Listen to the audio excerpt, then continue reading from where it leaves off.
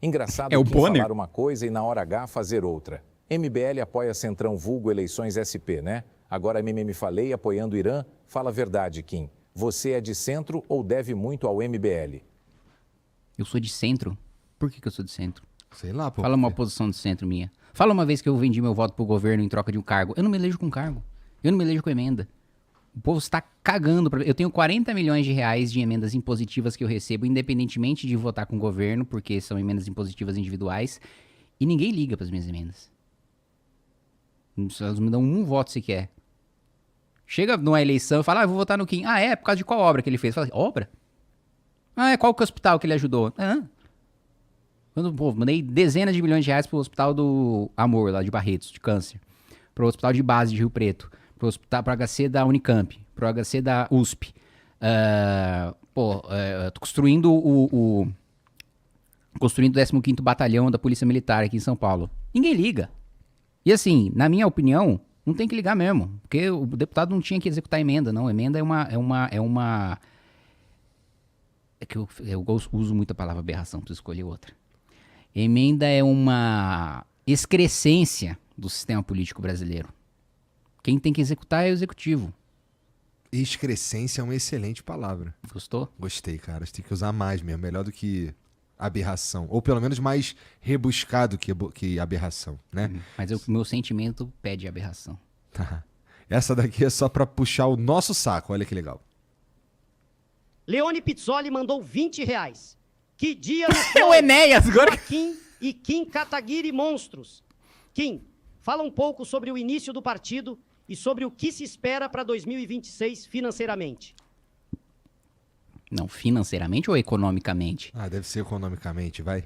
Não, o partido é o seguinte, o Partido Missão será o primeiro partido a surgir com a legislação extremamente restrita que nós temos agora, que coloca um prazo máximo de 2 anos para você formar o seu partido, senão você perde absolutamente todas as centenas de milhares de assinaturas que você tem que coletar. Então a gente coletou 900 mil assinaturas. Você precisa validar 590 mil, acho que a gente já validou uns 570 mil, né? Acho que no máximo em 2 semanas nós vamos ter validado todas. Só vai restar o julgamento dos estatutos pelo TSE. E a gente já fica pronto e já disputa as próximas eleições, sem ter que pedir licença ou negociar com nenhum partido a própria independência ou o próprio discurso, como eu tenho que fazer toda eleição, sem depender de ninguém para disputar a eleição majoritária, para o Senado, para o governo do Estado, para a presidência da República, depois de 2028 prefeitura. Então a gente vai ter um projeto próprio, a gente vai ter a nossa casa própria, a gente vai ter a oportunidade de implementar o nosso projeto institucionalmente, nacionalmente, em todo o Brasil, e isso é muito bom. Parece ter um passo de liberdade mesmo, de liberdade ideológica. Isso, né? Isso. Porque assim, a gente sempre pôde, né? E sempre foi uma cláusula ali, uma condição sine qua non pra gente disputar as eleições nos partidos. Ter independência, poder falar o que a gente quiser e votar como a gente quiser. Eu mesmo, muitas vezes, uso o tempo de liderança do próprio partido pra falar contra a posição do meu partido, né? E a bancada é ok com isso porque entende que é assim, eu negociei desde o início, sempre fui muito transparente, né? Isso é uma coisa que é respeitada dentro do Congresso. É uma vantagem pros caras ter você recebendo voto pra caralho no partido deles, né? É isso. Aí o ponto negativo é justamente a gente não ter a possibilidade de montar chapa, né? Então os meus votos, por exemplo, em 2022... O Guto Zacarias foi candidato a deputado estadual, venceu, né? A Amanda Vettorazzo foi candidata, o Renato Batista foram candidatos. Os dois perderam, ficaram de primeiro e segundo suplentes. A gente poderia, se tivesse montado uma chapa própria, ter eleito 2 ou os 3 até, né? Da mesma maneira para deputado federal, eu acho que a gente pode, com o Partido Missão, sair de São Paulo com 3 deputados federais, com uma chapa própria, né? Só de integrantes da missão, só de quadros que vieram aí do MBL ou que... enfim, estão alinhados com as nossas ideias e vêm para o partido, né? E vem para o partido, eu acho que o nosso filtro inicial ele é muito bom porque não existe nenhuma vantagem em disputar pelo Partido Missão, assim, para uma pessoa de fora. Porque assim, a gente não vai ter fundo partidário, porque é a nossa primeira eleição, a gente não vai ter tempo de TV, então a gente não vai ter nada. As nossas chapas vão ter, não vão ser fáceis de ser montadas. Então só vale a pena se o cara de fato estiver lá acreditando. se ele estiver fazendo política por propósito. Porque senão, não vale a pena ele ser oportunista com a gente. Vale a pena ele colar num PL do Valdemar do Bolsonaro, que tem dinheiro, tem o voto de legenda do Bolsonaro, tem o tempo de televisão, ou um partido do Centrão também, que vai dar 2,5 milhões, 3 milhões pro cara disputar a eleição de deputado, né? Enfim. PSD é um partido grande pra caralho. O Kassab é conhecido por ser um grande, digamos, artista político, Sim, né? Porque sim, de fato. ele é governo Tarcísio, né? Ele é secretário responsável pela articulação política. E em Brasília ele é Lula. Ele é os dois ao mesmo tempo. Então, Mas isso precisa de muita habilidade. muita habilidade, lógico. Não é fácil equilibrar isso aí. Não tô dizendo que é certo, mas não é fácil. Tá. Vamos lá. Olha esse daqui é interessante, ó. Big D mandou R$30. Neymar. Kim, qual sua opinião sobre o julgamento que tramita no STF em relação ao suposto golpe de Estado? As dinâmicas e garantias processuais penais estão sendo cumpridas no estrito rigor da legislação? Não, acho que não.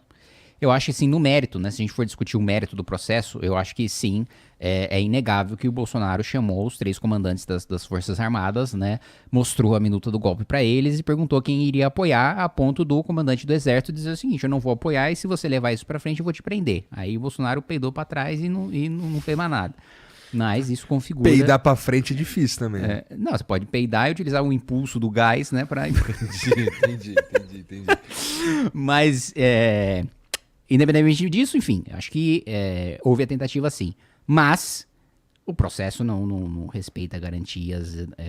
Vamos lá, acho que uma das coisas mais patentes, assim, é ele ser julgado por uma turma, né? Ele é um ex-presidente da República e se o entendimento do Supremo... Vamos lá, o entendimento do Supremo já mudou casuisticamente, né? Porque antes o entendimento era de que o foro privilegiado era restrito. Se o foro privilegiado é restrito, isso significa que quem é julgado pelo Supremo Tribunal Federal em razão do seu cargo, a partir do momento que não está mais no cargo, não é mais julgado pelo Supremo, vai para a primeira instância. Uhum. Segundo esse entendimento do Supremo, né, que durou muito tempo, Bolsonaro e outros ex-ministros e etc., e quem não ganhou a eleição e faz parte do processo, deveria ser julgado na primeira instância. Bom, o Supremo muda de entendimento, entende que em razão da relevância e etc., né, você pode responder com o foro que era o competente à época em que você exercia o cargo. Pois bem, se esse é o entendimento, que esse foi o entendimento do mensalão, o julgamento então tem que ser pelo plenário. Porque se o argumento é da relevância, do interesse público e etc., então todos os ministros do Supremo têm que julgar porque é um caso dessa importância, como defende o Fux, tá? Uhum. Agora, só para fazer um travessão aqui em relação ao Fux, porque eu vejo assim, as pessoas são tão carentes de ver um posicionamento coerente ou correto de um ministro do Supremo, que qualquer um que em qualquer momento solta qualquer posicionamento, de repente, puta, esse cara é foda, é isso aí, ele é bom mesmo. Mas, gente, calma, menos, tá? Fux foi o cara que sentou 2 anos no liminar concedendo auxílio e moradia para todos os juízes, inclusive aqueles que trabalhavam na cidade em que eles moravam, né? Então, vamos, né? Não vamos ficar tão carente assim, o cara dá uma gotinha, você, é Deus! Não. Pô. Basicamente, o que tu tá falando é que o certo era o Bolsonaro ser julgado pela primeira instância. Ou pelo plenário do Supremo. Tá. Levando em consideração que o que eles estão argumentando era o foro da época. De presidente da República. E a relevância do caso, plenário, né, turma? Entendi. E o histórico, mensalão. Mas o que assim, se tu fosse... Vamos lá, tu não é deputado... Não sei se tu pode responder essa, mas eu vou lançar assim mesmo. Onde que tu acha que ele devia ser julgado? Eu acho que o entendimento mais fiel à lei é dele ser julgado na primeira instância. Que é o que ele gostaria, inclusive. Provavelmente. Né? Sim, não é o que ele gostaria, ele me falou. Ah, é? Ele falou aí, sentado na mesma cadeira que você tá, inclusive. Na mesma? Exatamente a mesma cadeira. Nossa, então eu tô aqui cheirando o peido de Jair Bolsonaro. Não, você tá você tá em contato com o peido do Jair Bolsonaro.